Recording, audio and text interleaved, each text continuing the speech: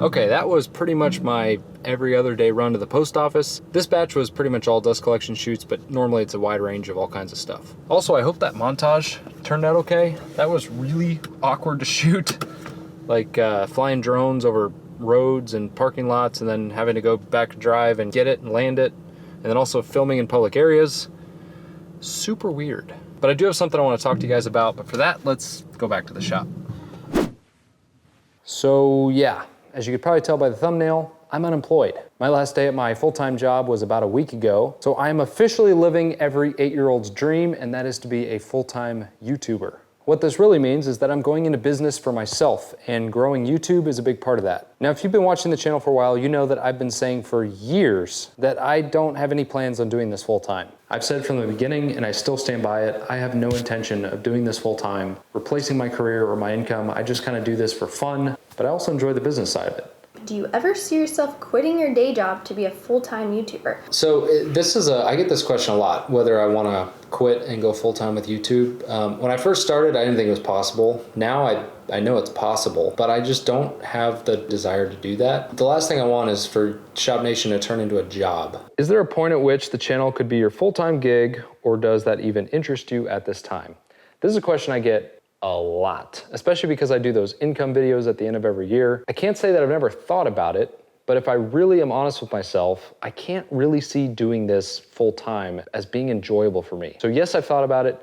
It hasn't really interested me yet. It's not to say that's not going to change at some point in the future, but as of right now, I'm going to keep doing it sort of on the side. And to fully understand my decision of going full-time with YouTube now versus before, let's go back in time and we'll talk about how I got here. Now, ever since I was probably a sophomore in high school, I've had a huge interest in entrepreneurship and going into business for myself. This was probably sparked by the fact that my dad, also a mechanical engineer, started his own business at around the same time. I ended up spending summers working for him in the shop, doing odds and ends, sweeping the floors, that kind of stuff. And honestly, I just really admired the fact that he was his own boss. But I also saw how hard he had to work to make the business successful. And for whatever reason, that just kind of stuck with me. Now, as I was going to college pursuing my degree in mechanical engineering, the dream to start my own company kind of took a back seat. I would love to say I was focused on my grades, but I was just more focused on the college experience and gaining valuable experience at internships and co-ops for my eventual engineering career. After graduating college, I took a job at a large petrochemical company, moved to Texas, and spent the next 7 years working for that company. Now, during that time, I learned a lot. I got some really good experience and got to work with some really smart people. But it didn't take long into working there that I started to feel the pull of me wanting to do my own thing. I think a combination of working for a large corporation and just not feeling passionate about my work had me starting to think about what I could possibly do on my own. Now, towards the end of the tenure at that company, I joined a group that was focused on innovative technologies, and I started getting into 3D printing. I was working with different groups to apply 3D printing technology to solve real-world problems, and I found myself really enjoying that. I latched on and definitely focused on that part of my role because I found myself enjoying the creative aspect of it. And if I'm honest with myself, everything I've enjoyed doing in my career up to this point has had some creative element in it. So now all of a sudden, I was feeling energized and excited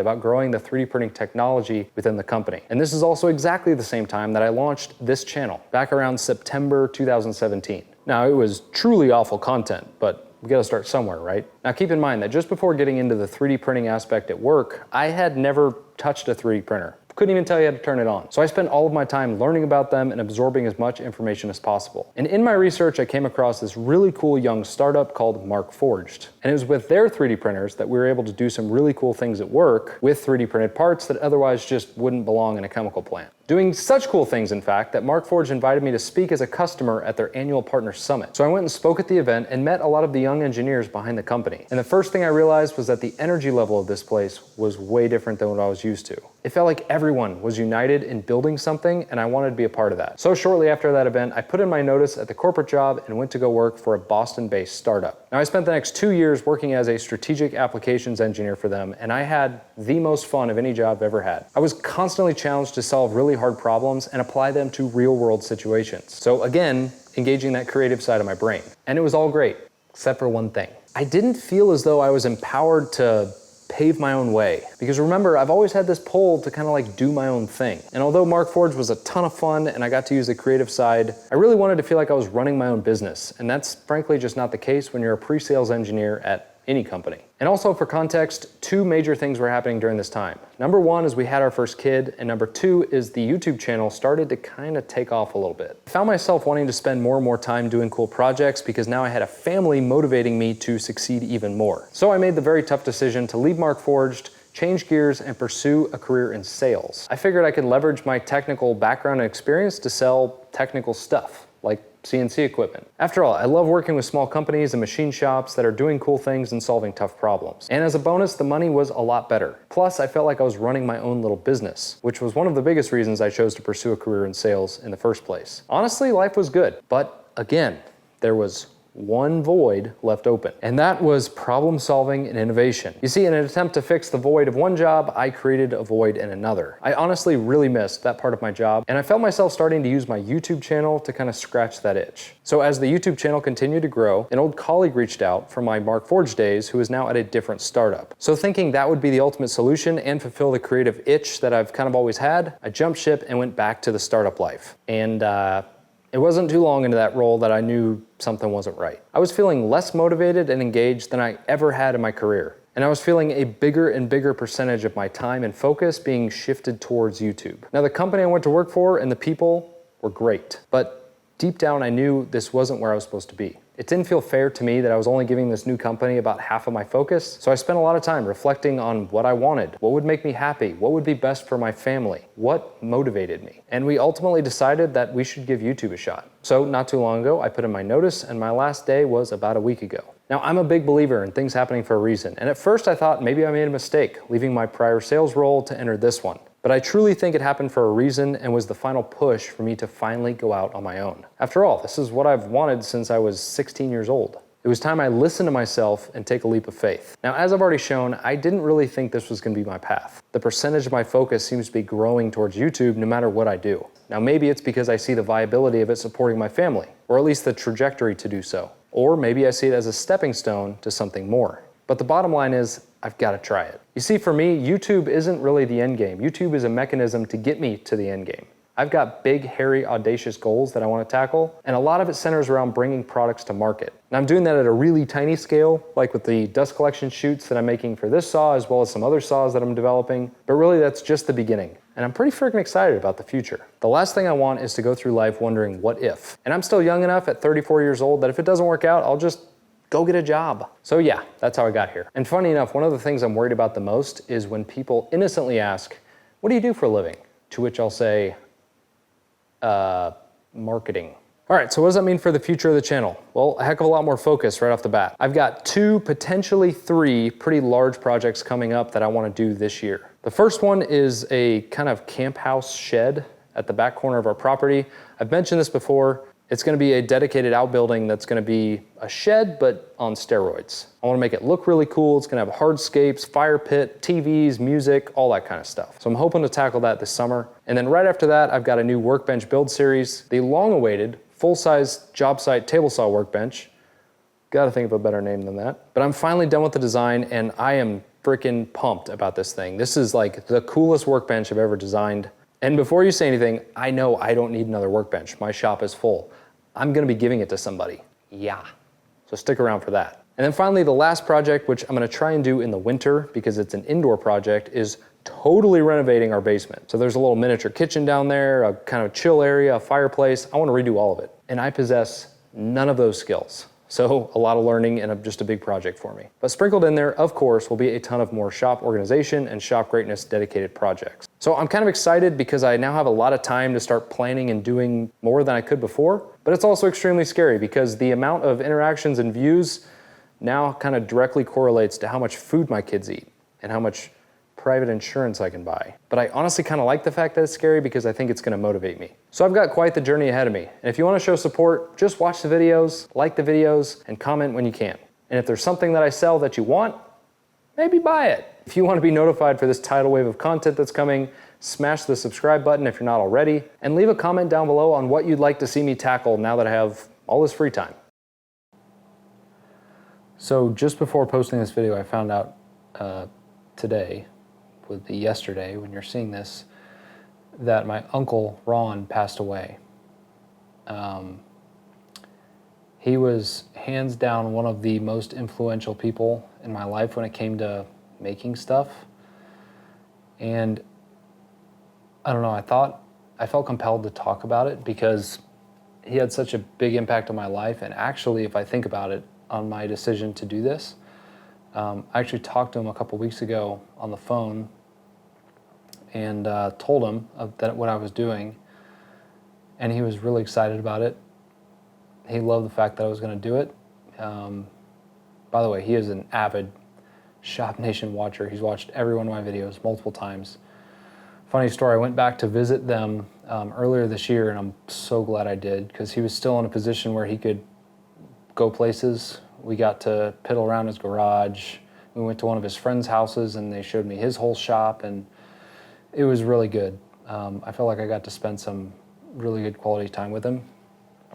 But while I was there, they had some people over, and he wanted me to meet, a bunch of their friends, and almost the whole time, I had to tell him to stop at some point because he kept turning on my videos and saying, "Oh, watch this." And like, here's the thing. A lot of the content I make, it's good for people who are into this kind of stuff. Like, an 80-year-old woman who has 5 cats doesn't need to see how to lay an epoxy floor in a garage. But he made us sit through the entire video. Anyways, he was a mega fan, which is like truly humbling, because I looked up to my Uncle Ron as a guy that could literally make anything. He was a professional carpenter his whole life, eventually ran construction crews. So starting at a really early age, he was working with his hands, and at a fairly early age retired from carpentry and started building hot rods. So that's what I mean when this is kind of related, because that showed me that you can pursue a passion and you shouldn't be afraid to do so. His passion was hot rods and he wanted to do it.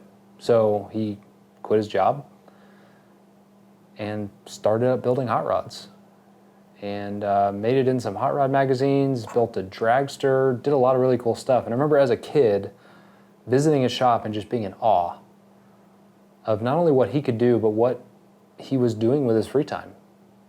Like, as a kid, an adult goes to work, and here was an adult doing what he liked, doing what he was passionate about. And I just thought that was cool. So maybe I didn't know it until I heard this, but that played a role in me making this decision. So it's kind of like, I don't know, it's weird how things work out. And he wasn't in great health. He was battling cancer. So it's not like this eventuality was a surprise. But I'm so glad that I got to see him when I did. And he actually came out here just about a year ago on the dot.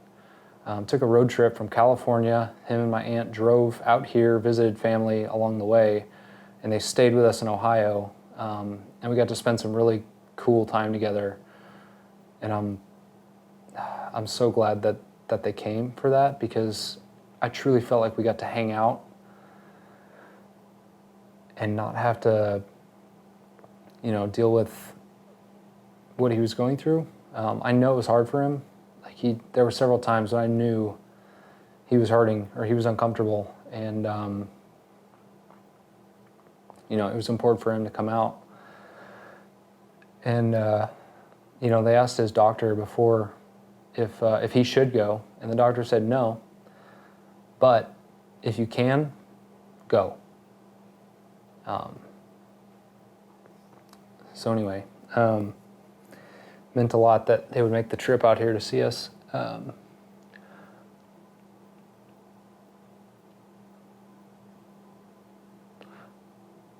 don't even know why I'm really talking about all this. It just hit me, that a guy that I really looked up to not only admired what I was doing, but was proud of me for what I was doing. And anyway, I felt like this belonged in here, and one of my biggest regrets is that he won't see this. I know he would have liked to see this, liked to hear it. I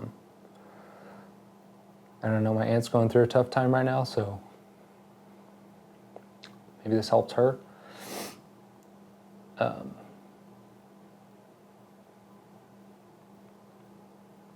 one more funny story and then I'll stop talking about it. But I talked to my uncle about it probably 4 weeks ago. I was taking a trip for work back when I still had a job. And I was driving to the airport in Cincinnati, and from my house to Cincinnati is about an hour. So I called him into my drive, just wanting to check up on him and talk about things. We ended up talking the entire time until I was walking through security and had to put my phone down. We were talking about welders and I don't even know what else, but everything. But anyways, keep in mind that my uncle at this time is bedridden. He's in hospice. Like, it's a waiting game, essentially, right? He knows this. Everyone knows this. But as I'm talking to him on the phone, one of the first things he talks about is how he needs to get out in the shop and fix his water heater. And I remember thinking, like, you do not need to be fixing a water heater right now. He was talking about brazing some stuff together and making this, I don't remember what it was that he was trying to do, but he was going to go like MacGyver something for their water heater at a time when you don't need to be thinking about a freaking water heater. But that's like exactly who he was. And it wouldn't have just been for him if the neighbor had a problem with the water heater or one of their friends or someone in the family. He would have probably dragged himself out of bed to go fix it. That's just the kind of guy he was. So I think I have a lot to learn from something like that, to aspire to be someone like that. But I guess in closing, what I'll say is if there's someone out there that is inspiring to you or played a role in who you are today, and it doesn't have to be about making stuff, it could be about anything, just your life in general, call them today and thank them. Because you might feel like you're bothering them, or you might feel like, they're too busy for that. But if they cared about you enough to make an impact in your life, they'll care enough to hear it. So go do that. All right. Sorry to make this all sappy. I just felt like this had to be in here. Love you, Uncle Ron. Love you, Aunt Lynn. Get out there and tell the people that you care about, that you love them, and that you appreciate them.